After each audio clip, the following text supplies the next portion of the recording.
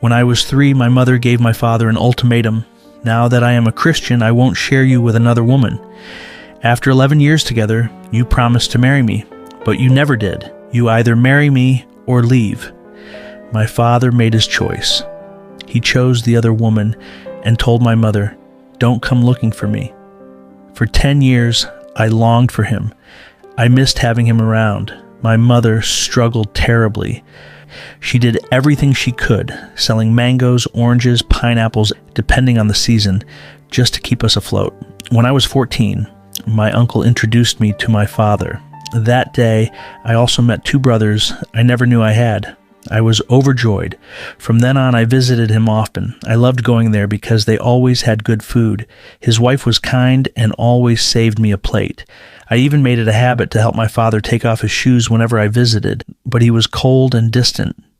One day, I was sent home from school because my mother hadn't paid my tuition for 3 months. When I got home, my mother broke down in tears, overwhelmed by the weight of poverty. So I went to my father's house, hoping for a meal to fill my empty stomach.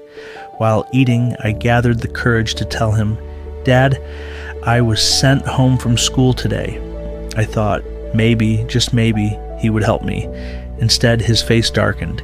He stood up and shouted at me in front of the entire neighborhood. Then he grabbed a belt and chased me, calling me a thief.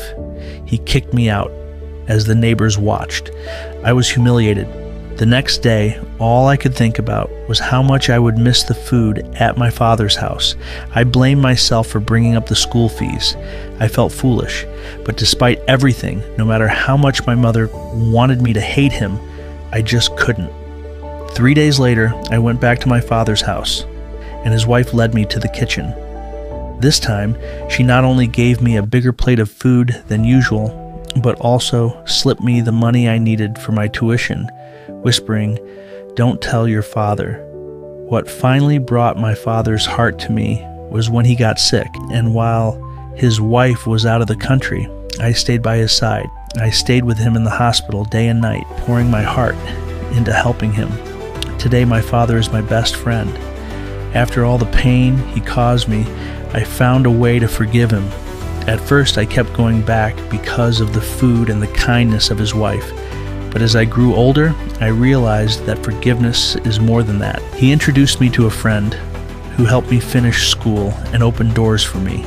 One of the hardest things I ever did was convince him to speak to my mother, but he did. Today, my father is part of every aspect of my life. I am not just his son, I am his best friend, and I have 2 incredible